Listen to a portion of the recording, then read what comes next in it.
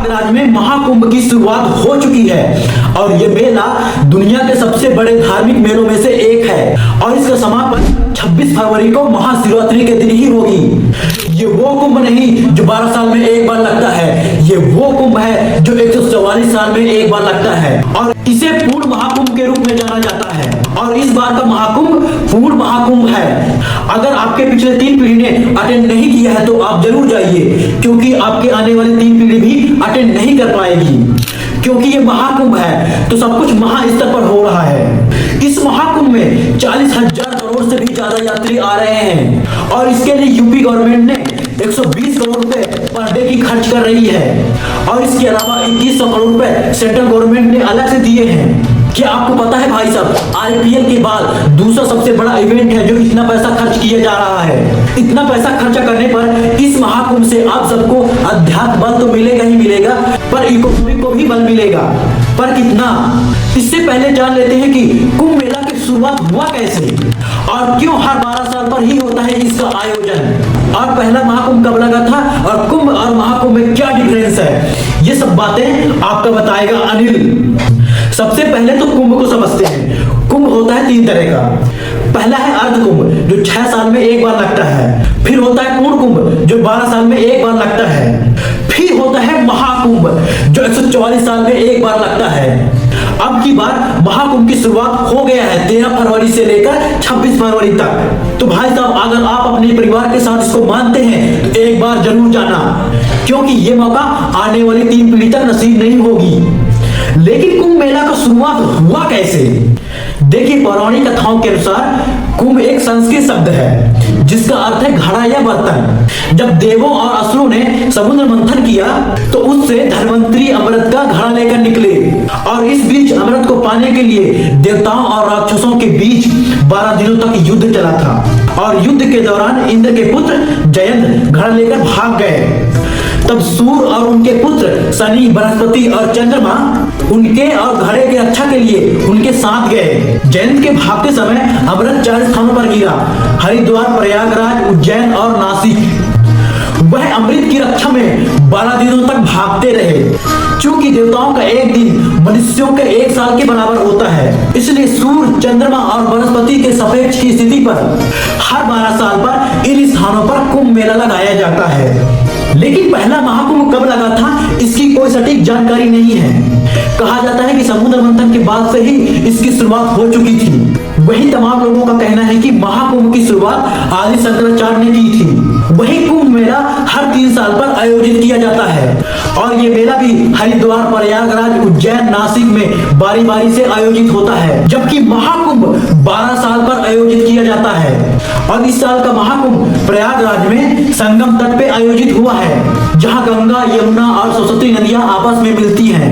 अब इसमें कमाई कितनी होगी, खर्चा कितना होगा, इससे पहले जान लेते हैं कि वहाँ की व्यवस्था कैसी है और महाकुंभ में किस किस तरह से मैनेजमेंट हुआ है। इसको जानने के लिए मैं 2 फोटो दिखाता हूँ।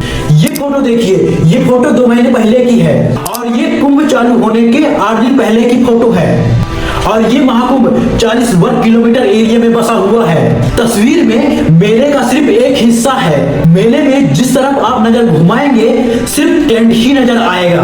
प्रयागराज में संगम की रेत पर टेंट सिटी की आकार ले चुकी है और 1 लाख से ज्यादा टेंट लगाए गए हैं, जिनमें नॉर्मल से लेकर लग्जरी टेंट भी लगाए गए हैं। इसकी कैपेसिटी 10 लाख से ज्यादा श्रद्धालुओं की है। इस बार के महाकुंभ के मेले में टेंट सिटी बसने में 68 लाख से भी ज्यादा बल्लियां लगी है। इन्हें जोड़े तो इसकी लंबाई संगम से अमेरिका की दूरी से 1.5 गुना ज्यादा होगी। तो भाई साहब, यहाँ से यहाँ तक कैसे हुआ? देखिए, कुंभ चालू होने से पहले मोदी जी ने 5500 करोड़ के एक प्रोजेक्ट उद्घाटन किया जो कि इंफ्रास्ट्रक्चर और एमिनिटीज के लिए वर्क कर रही है।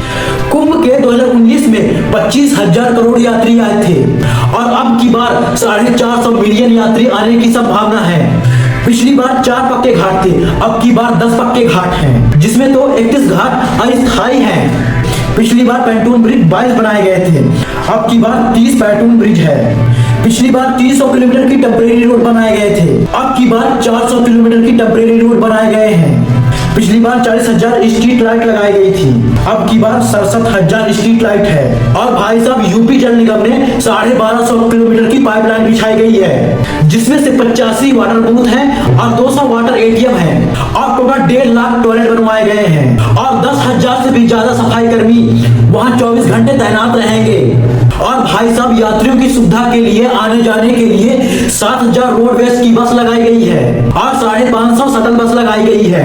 और रेल मिनिस्टर अश्विनी वैष्णव जी ने कहा है कि टोटल 13,000 कुंभ के लिए ट्रेन चलेगी और 3,000 स्पेशल ट्रेन सिर्फ कुंभ के लिए चलाई गई है।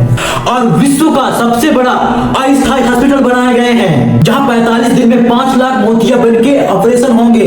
भाई साहब अब आते हैं इकोनॉमिक पर। सरकार ने महाकुंभ के लिए कितना बजट एलोकेट किया है? 2022-23 में 621 करोड़ एलोकेट किए थे और 2023 में 2500 करोड़ एलोकेट किए थे और रिसेंटली 2025 में और 25 करोड़ एलोकेट किए हैं। तो टोटल 5600 करोड़ तो यूपी गवर्नमेंट ने लिया है और 2100 करोड़ तो सेंट्रल गवर्नमेंट ने एलोकेट किया है कुंभ के लिए। अब की बार यूपी गवर्नमेंट ने पूरी एक्सपेक्टेशन लगा रहे हैं कि महाकुंभ से 25,000 करोड़ की रेवेन्यू करेंगे। वो भी कैसे? सबसे पहले तो वो है जीएसटी। 40,000 करोड़ लोग आएंगे तो होटल में भी रुकेंगे, वहां भी जीएसटी है। खाना भी खाएंगे, वहां भी जीएसटी है। वे लोग जहां जहां पैसा खर्च करेंगे वहां जीएसटी लगना तय है, इसमें कोई कंप्रोमाइज नहीं होने वाली है। और गवर्नमेंट की सेकंड कमाई है लैंड, वो लीज पे जाएगी, रेंट पे जाएगी। और जो बड़ी बड़ी कंपनीज हैं वहां पे वे अपने स्टोर के लिए रेंट लेंगी और टेंट भी रेंट पे लिए जाएंगे। और सर्विसेज की पैसे जो ट्रांसपोर्ट की बसें लगेंगे उससे इनकम होगी, पार्किंग फीस लगेगी, वो इनकम।